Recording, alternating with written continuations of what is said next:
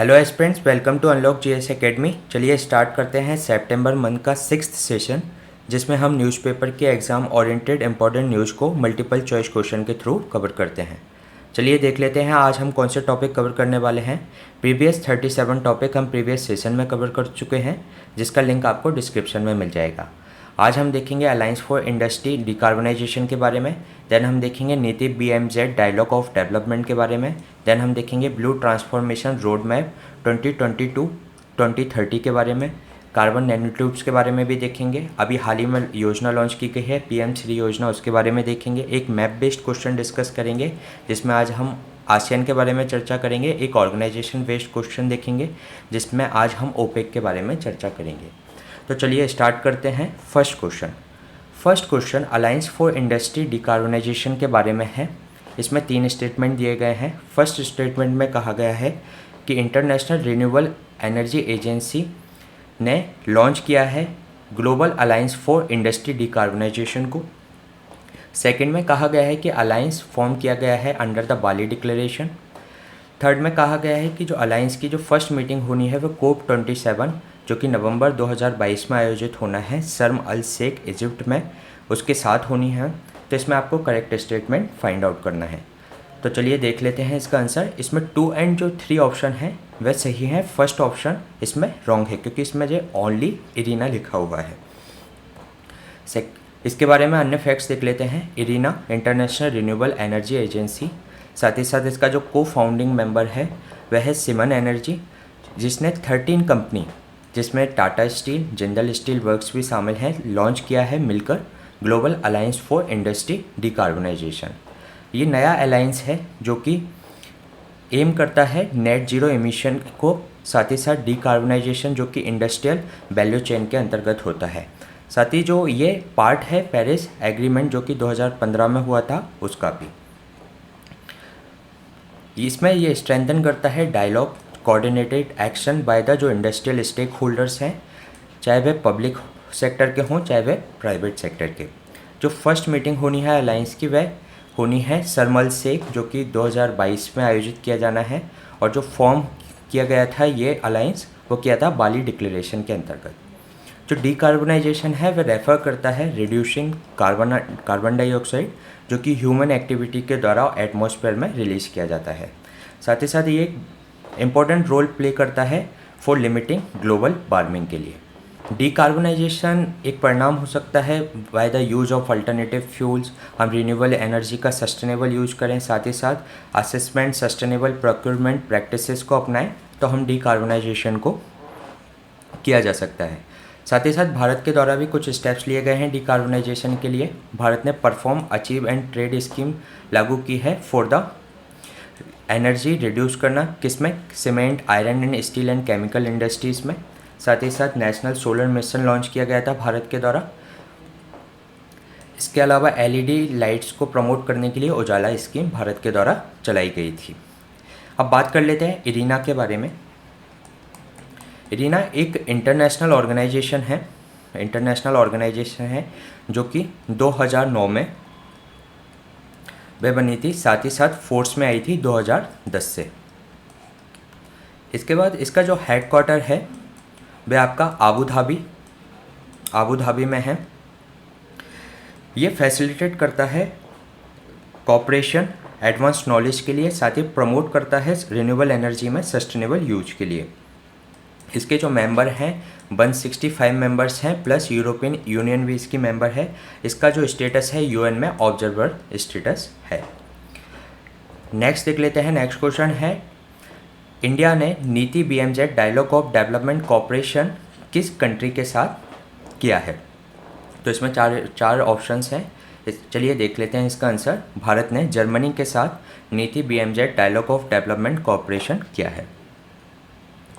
इसे जो डायलॉग किया गया है उसके जो 5 फोकस एरिया हैं, जिसमें sustainable development goal, climate action, energy transition, emerging technology, agro ecology.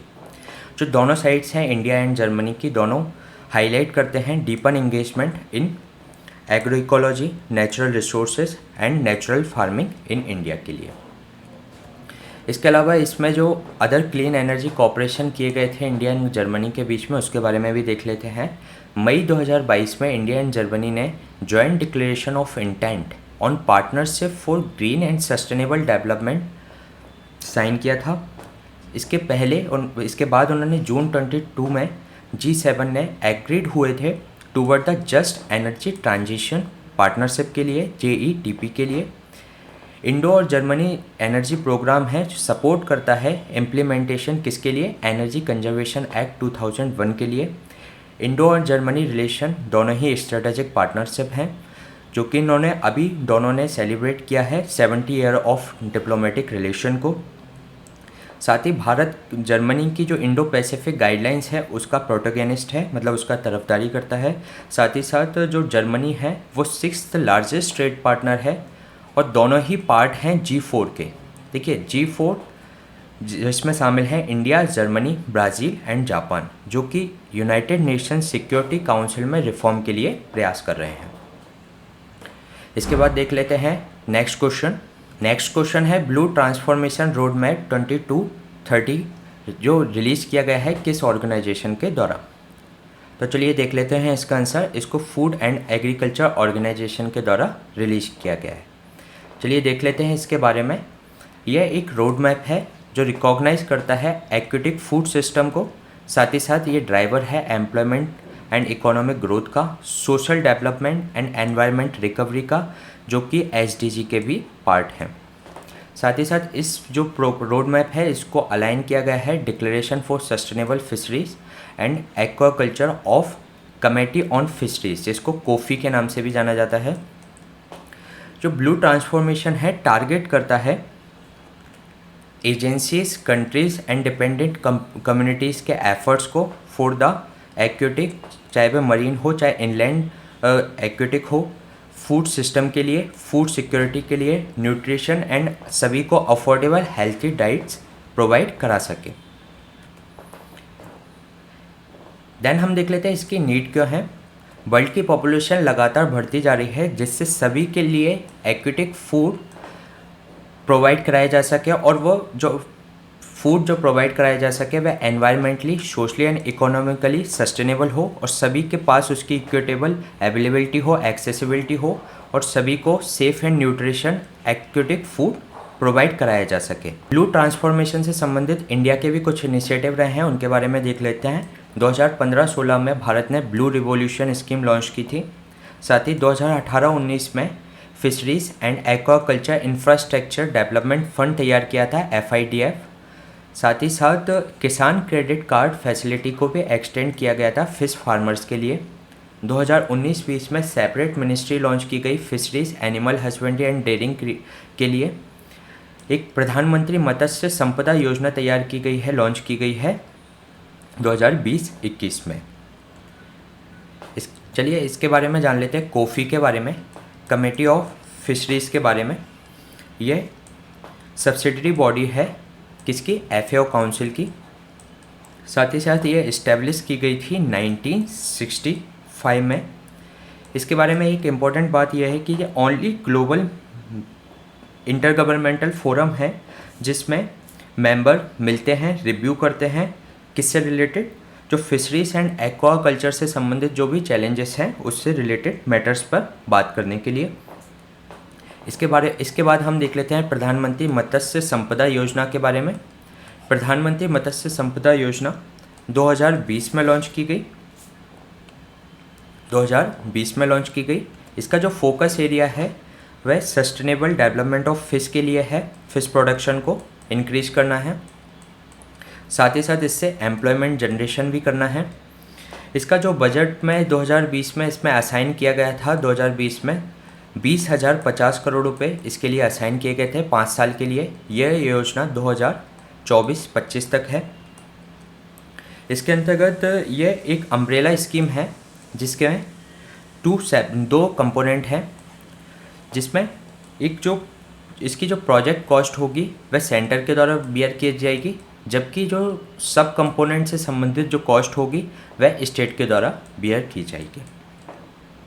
इसके बाद देख लेते हैं नेक्स्ट क्वेश्चन। नैनो ट्यूब से संबंधित, कार्बन नैनो ट्यूब से संबंधित है। जिसके बारे में 4 स्टेटमेंट दिए गए हैं। ये 2020 का प्रीवियस ईयर क्वेश्चन है जो कि कार्बन नैनो ट्यूब के एप्लीकेशन पर पूछा गया था। इसके बारे में फर्स्ट में कहा गया है कि कार्बन नैनो ट्यूब कैरीज करते हैं ड्रग्स एंड एंटीजन की डिलीवरी को इन ह्यूमन बॉडी। साथ ही साथ सेकंड में कहा गया है कि आर्टिफिशियल जो ब्लड कैपिलरीज हैं वह इसके द्वारा बनाए जा सकते हैं for injured part of human body के लिए। ये यूज किए जा सकते हैं बायोकेमिकल सेंसर के रूप में। और फोर्थ में कहा गया है कि कार्बन नैनो ट्यूब बायोडिग्रेडेबल होते हैं। इसके बारे में करेक्ट स्टेटमेंट आपको फाइंड आउट करना है। इसमें देख लेते हैं, ये इस तरीके के जो एप्लीकेशन बेस्ड क्वेश्चन होते हैं और इसमें जो फॉर्म किए जाते हैं स्टेटमेंट कैन वी के फॉर्म में, तो मोस्ट ऑफ द टाइम इस तरीके के स्टेटमेंट राइट होते हैं यूपीएससी के अंतर्गत। इसी तरीके से इसमें चारों स्टेटमेंट करेक्ट हैं। ये कैरीज कर सकता है drugs and antigen in human body और इसको आर्टिफिशियल ब्लड कैपिलरीज के रूप में भी बनाया जा सकता है for the injured part of the human body. ये यूज किए जा सकते हैं बायोकेमिकल सेंसर के रूप में और इम्पोर्टेंट बात इसमें कि ये बायोडिग्रेडेबल होते हैं। इसके बारे में अदर चीज़ें और देख लेते हैं। ये कार्बन नैनो ट्यूब है। ये एक हेक्सागोनल अरेंजमेंट में हाइब्रिडाइज कार्बन एटम है जो कि फॉर्म है रोलिंग अप सीड ग्राफीन के रूप में।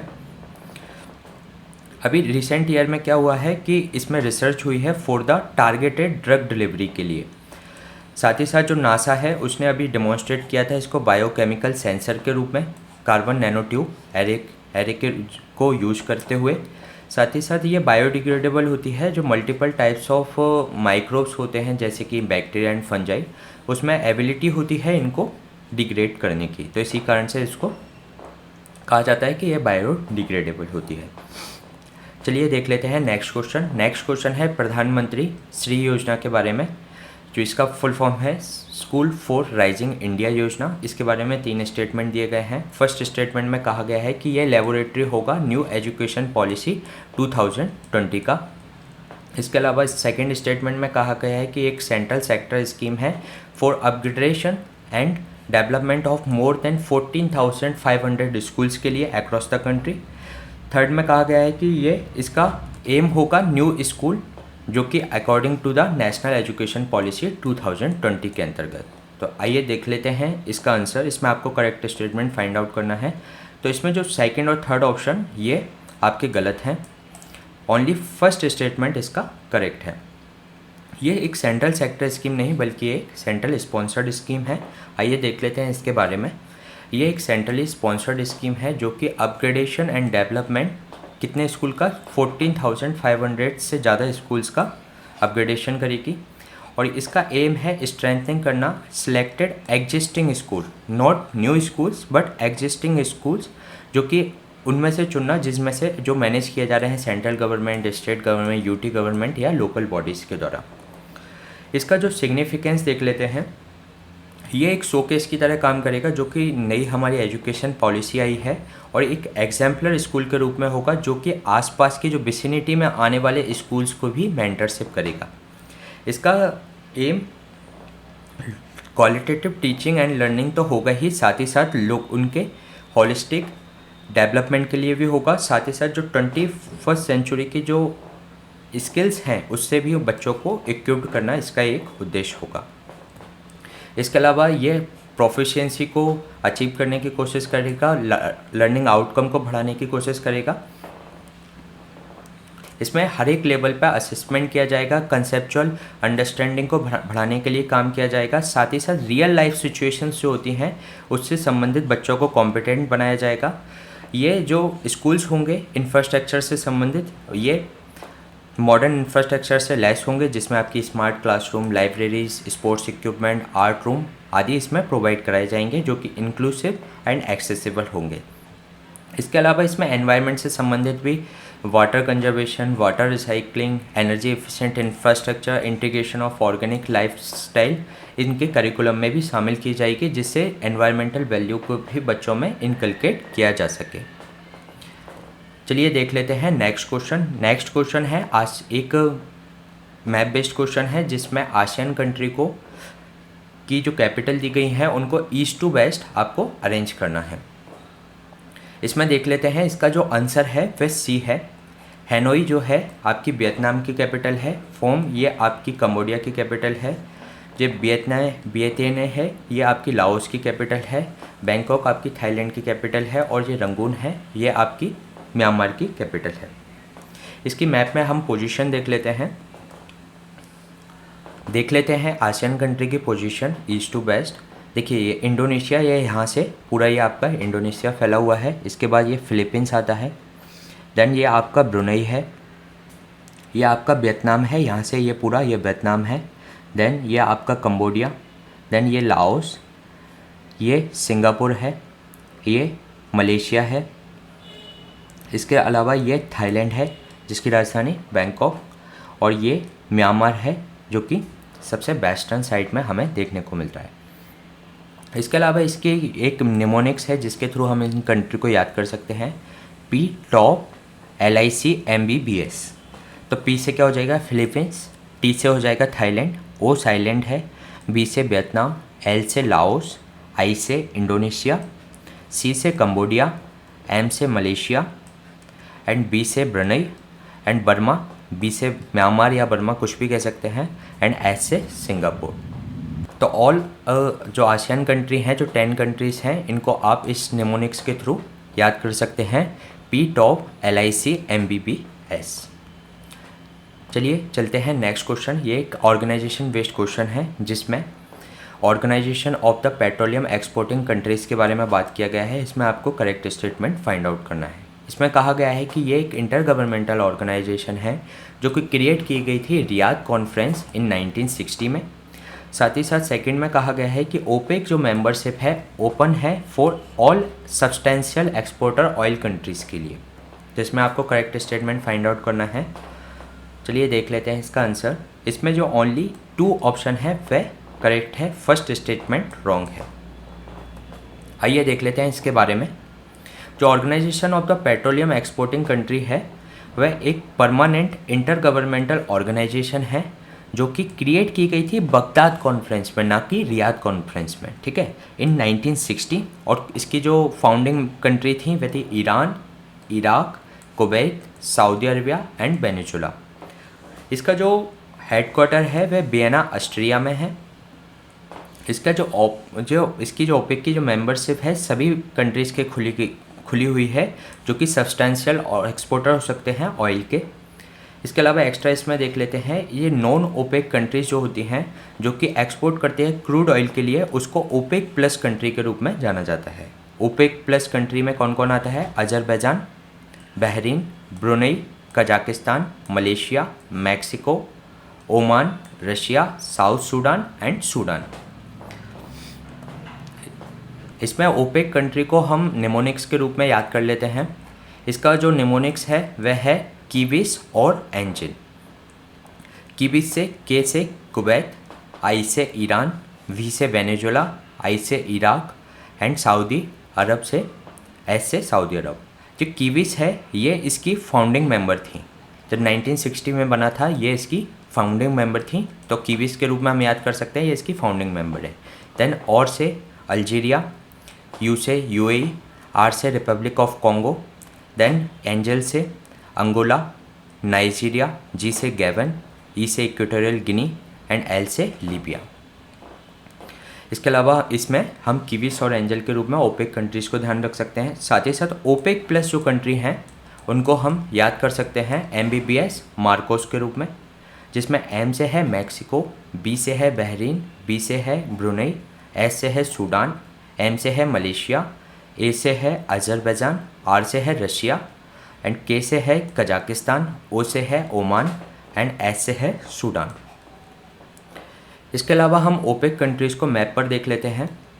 इसमें जो इक्वाडोर है ये अब इसका मेंबर नहीं है। इसके अलावा अन्य जो कंट्री हैं वो हम मैप पे देख लेते हैं।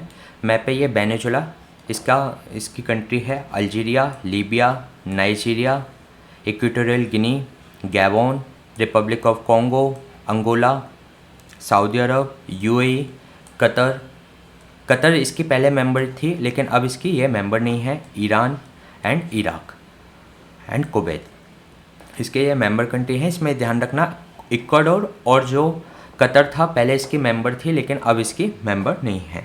तो इसमें हम फाउंडिंग मेंबर्स जो इसके मेंबर हैं उनको हम कैसे याद रख सकते हैं, कीवीज़ और एंजल के रूप में।